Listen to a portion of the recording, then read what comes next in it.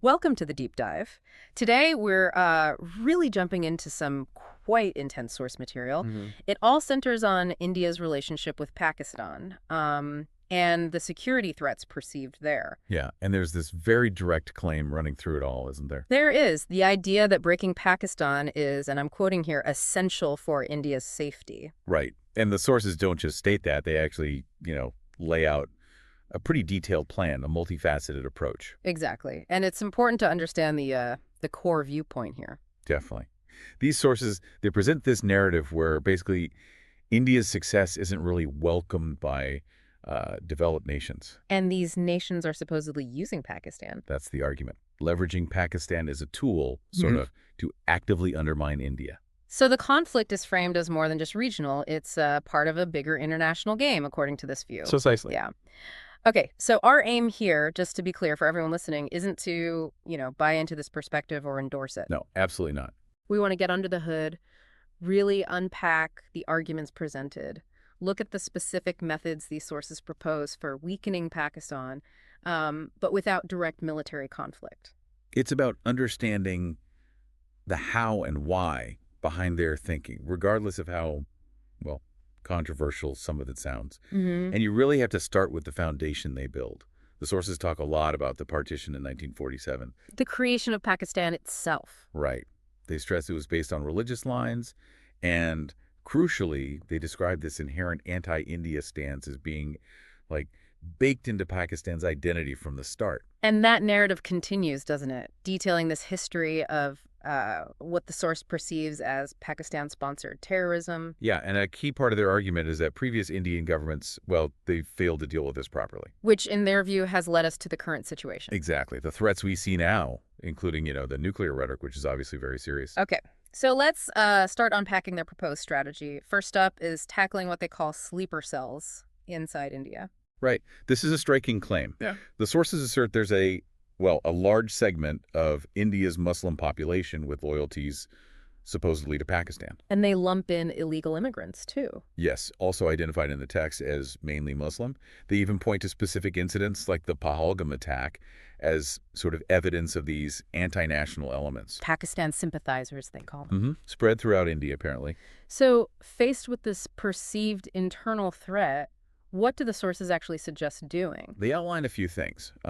Population control is mentioned. Okay. Then there's the push for a uniform civil code. And how does that fit in? Well, the text explicitly links the Uniform Civil Code to controlling what it terms the jihadi population and protecting India's Sanatan identity. India's Sanatan identity. What's the specific meaning here within this context? That's a good question. While the term itself can have broader meanings, Mm. here, in this specific material, it seems very much focused on demographics and a perceived threat from that particular group.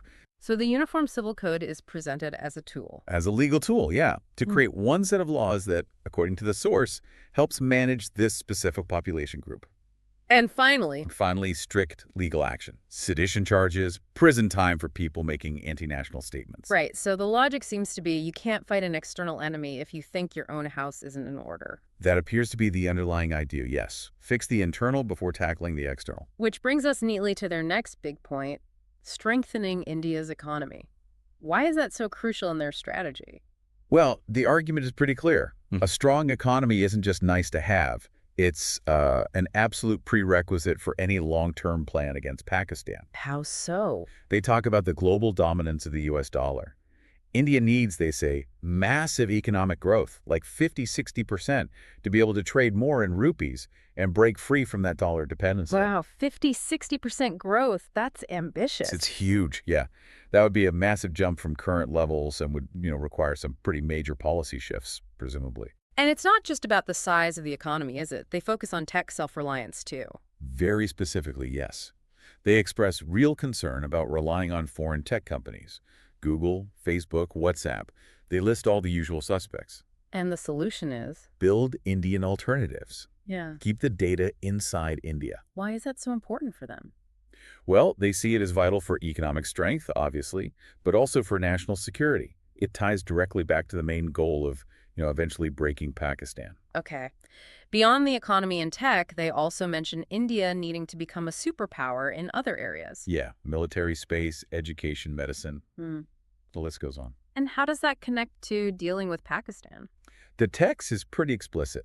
Becoming a superpower in these fields is seen as necessary to gain global influence. Leverage. Exactly. The leverage and resources needed to project power and achieve strategic goals, like, well, dismantling Pakistan according to their plan. Interesting. Then the focus shifts a bit towards reforming India's media. What's the issue there, according to the sources? They paint a pretty critical picture, actually.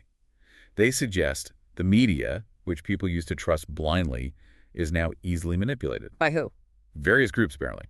Politicians, big business, even foreign powers. And there's a direct accusation relating to Pakistan coverage. Yes, very direct. The text claims that during conflicts, especially with Pakistan, some Indian journalists and media houses actually work against India's interests, pushing foreign agendas. That's a serious charge. It is. And the proposed solution is equally blunt: take strict action against those journalists and organizations. They see it as essential for any anti-Pakistan strategy to actually work. Right. Okay, that logically leads to their points on strengthening the military and intelligence agencies. They acknowledge they're strong already, but... But not strong enough, given the perceived continuous attacks from Pakistan. So what improvements do they want? A few key things. Make careers in these fields more appealing, attract better talent. Set up a new intelligence agency, kind of like Israel's Mossad, with really broad powers for covert ops. A Mossad-like agency. Yes. And then, the really big one. Mandatory military training for all citizens. For everyone. That sounds pretty extreme. It's a radical proposal, yeah. Yeah. 3 years, mandatory service military or police. What kind of training? Firearms, self-defense, survival skills, threat neutralization. The works. And the reason. Why do that?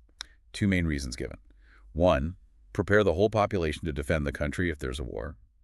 2, act as a massive deterrent to anyone thinking of attacking India.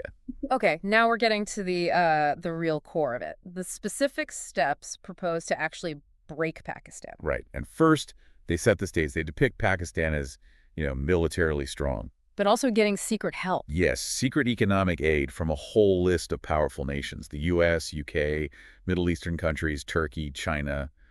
Even Armenia is mentioned, which is interesting. That's quite a coalition of alleged supporters. It is. And this is part of why they argue against a direct war. The nuclear risk is just too high. They throw out a figure of potentially 500 million deaths in India. A horrifying number. Absolutely. So instead, they propose this idea of a bloodless dismantling over, say, 10 to 15 years. Okay, a bloodless dismantling. What's the first tactic? Water. Cutting off Pakistan's water supply. Which means pulling out of the Indus Water Treaty. It implies that, yes, the source takes a very strong stance. Water starting in India belongs to India, period.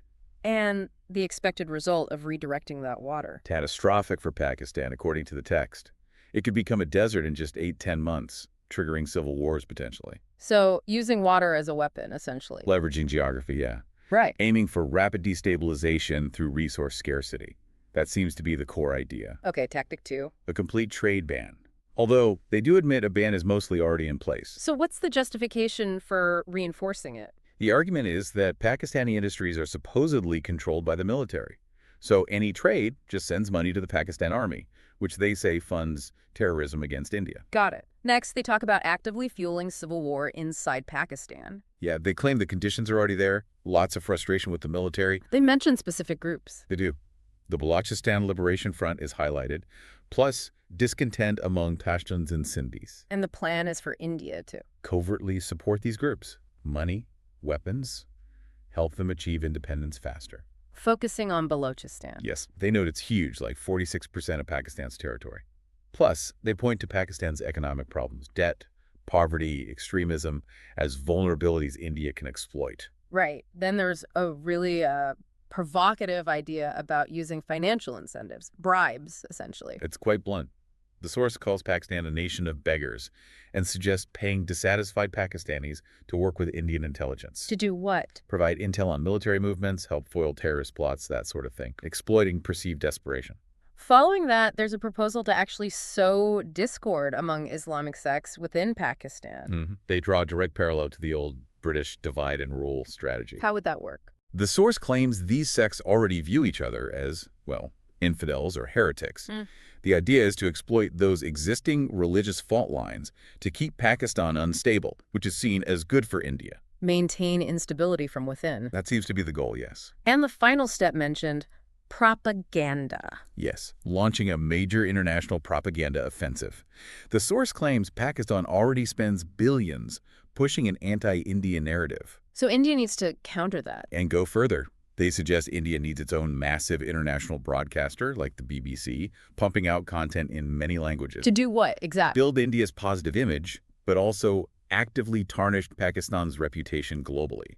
They frame this as a necessary step towards Pakistan's destruction. Wow. Okay, so just to recap, the strategies we've covered from these sources are, well, they're incredibly broad. They really are. It goes from dealing with perceived internal issues in India to massively boosting India's own capabilities, economic, tech, military, information, and then deploying these quite aggressive non-military tactics to destabilize Pakistan internally and internationally. All while crucially trying to avoid that direct, potentially nuclear conflict. Right. It's a complex, multi-layered plan they lay out. Definitely. And perhaps the key thing for you, the listener, to think about is the potential fallout, the long-term implications of these kinds of strategies. Even the ones they call bloodless. Exactly.